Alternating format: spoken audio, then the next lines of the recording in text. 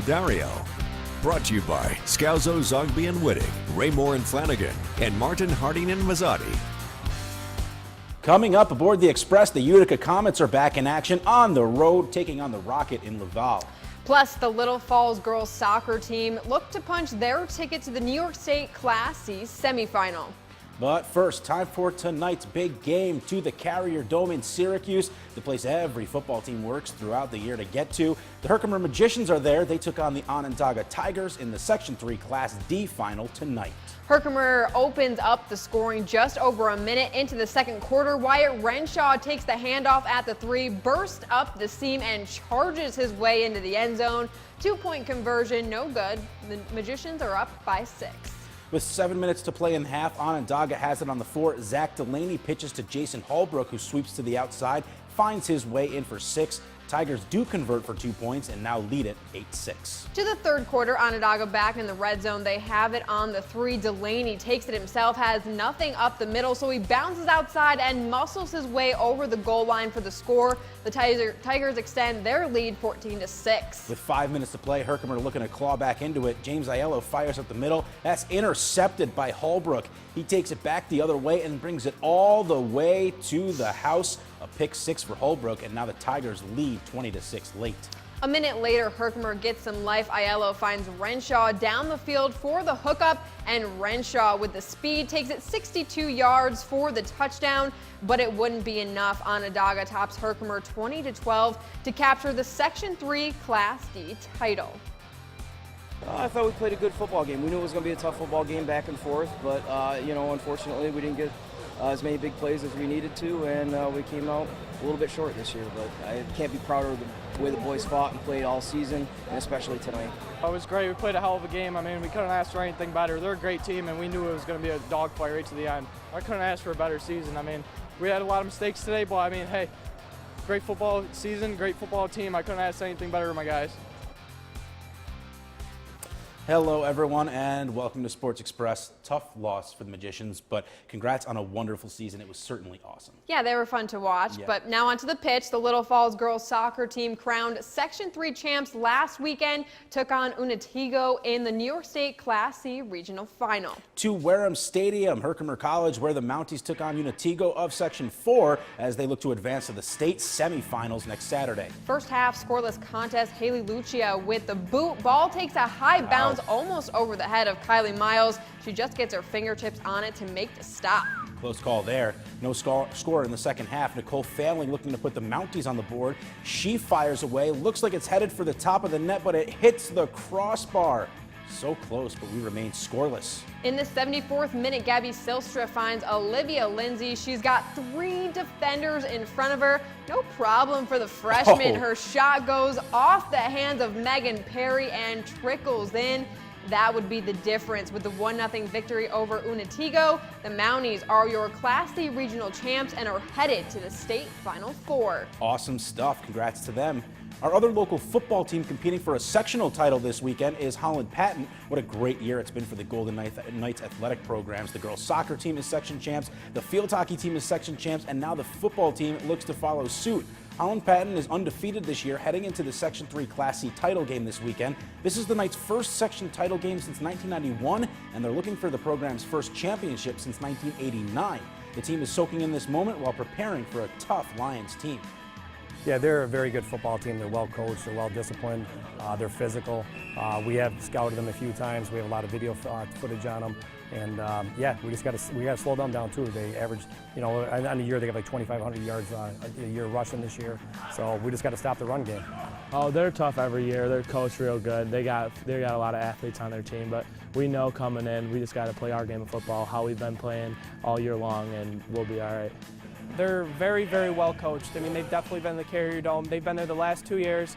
They have history with success, so they know what it takes. We now have to match that level of intensity that they bring, so then we know what it takes.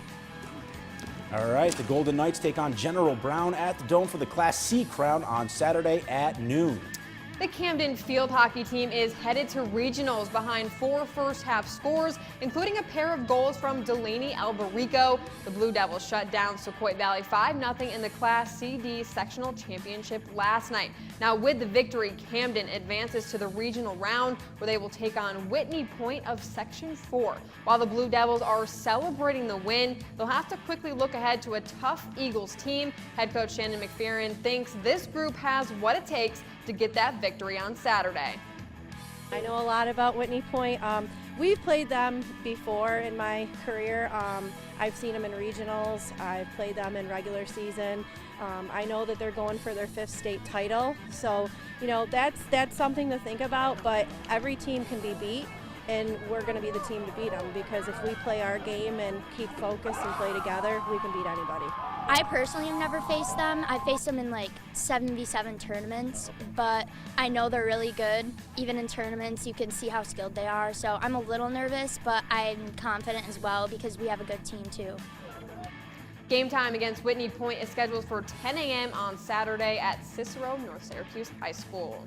Another field hockey team still in action, Holland Patton, the Section 3 Class B champion this year. They take on Section 4's Afton in the Class B regional final tomorrow after the Camden game at noon at CNS. The Golden Knights also still going strong in girls soccer. They're the Section 3 Class B champs as well. They're taking on Section 4's Academy of Holy Names in the regional final tomorrow night at 6 p.m. at VVS High School. Note that change. That was originally scheduled for earlier. Yep. So, Holland Patton. Must be great to be a Golden Knight. It must be great. That's awesome. And Academy of Holy Names, that's a mouthful. Yeah, and we were trying to figure out if they had a mascot. Yeah. We couldn't figure it out. Couldn't figure it out. Guess they're that's just what the we're Holy going to call Names. them. Yeah. That's the end of the first frame here on Sports Express. Plenty behind us, plenty still ahead. Yeah, after the break, we will introduce you to our latest athlete of the week who helped his team make it to the Carrier Dome with a big game last week.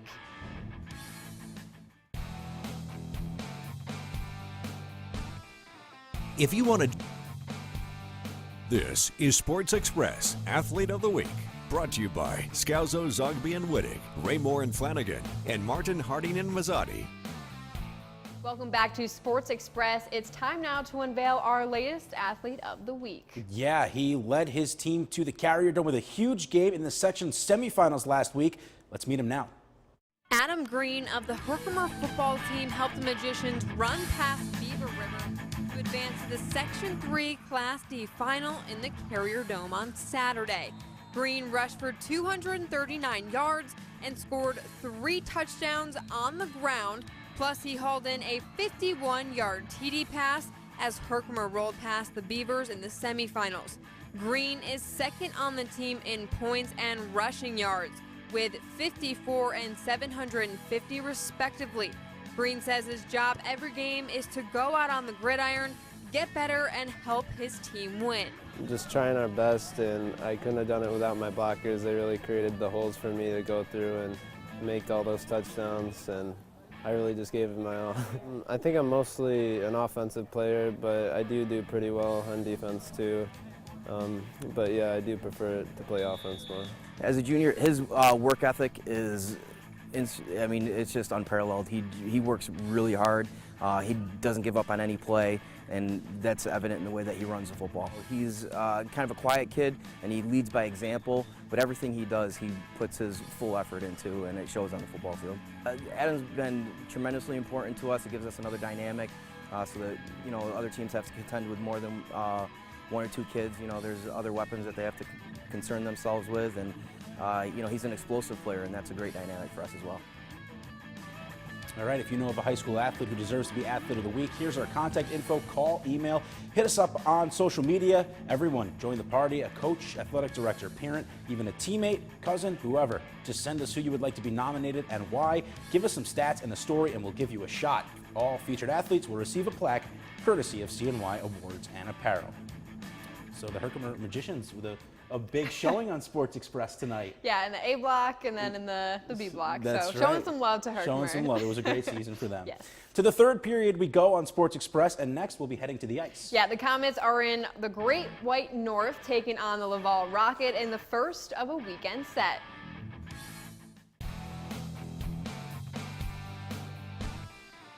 For final scores and video highlights from tonight's games, log on to WKTV.com. And Martin, Harding, and Mazzotti.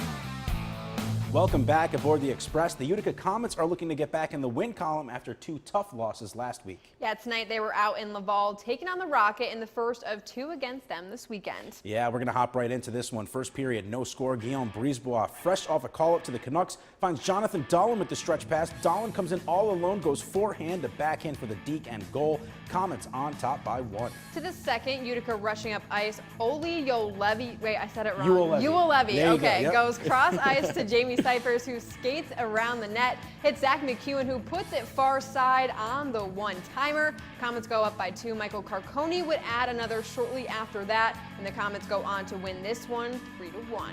Ulevi. We had to ask him again how to pronounce his name. Yeah, it's something I might have to work on. Yeah. It's like it doesn't really flow off the tongue that well. It's a tough Ulevi sounds better, but Ulevi. Got it. Ulevi. Got it. All right, that's it for us, though. We'll see you back here next Friday night for another edition of Sports Express.